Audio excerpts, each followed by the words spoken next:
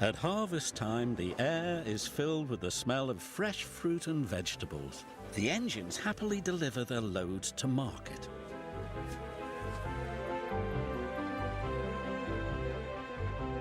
But one day, mist and rain swirled down Toby's line.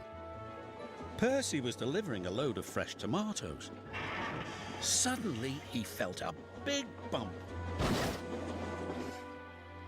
"Bust my buffers!" Percy cried. "What was that?"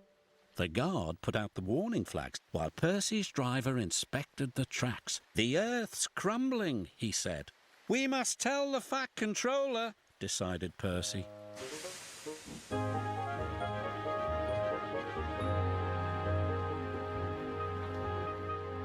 Percy puffed back as fast as he could. "I've got important news. The tracks on Toby's line are wobbly." "Huh," huffed Gordon. "Old and wobbly, just like Toby. That's not news. Can't stop to listen to your silly chatter." "Gordon never listens to me," muttered Percy. Next, he spoke to the Fat Controller. Sir. "Not now, Percy. Thomas, you are to collect the prize bull. He's at the farm on Toby's line." "But those tracks are wobbly," cried Percy. "They are safe enough," said the Fat Controller. "Bye, Percy." "Nobody ever listens to me." Thomas was carefully chuffing through the rain. Soon he had collected the farmer's bull and was on his way back. The rain had made the tracks more wobbly than ever. Suddenly, there was a deep rumbling sound. Thomas's driver applied the brakes, but it was too late. "Cinders and ashes!" cried Thomas. "We're stuck!" And they were.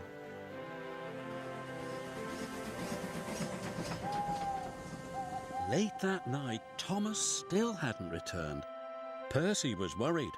"Thomas is in trouble," he said. Gordon and James took no notice. "Worry wheels," huffed Gordon. "Fussy funnel," said James. "Please," Percy asked his driver, "can we find Thomas?" "Right away," said his driver.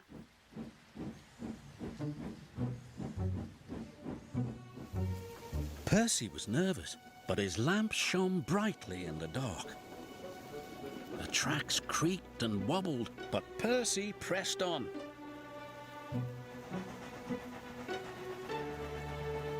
"Percy!" cried Thomas. Thomas was very happy to see his friend. "I'll have you out in no time," said Percy.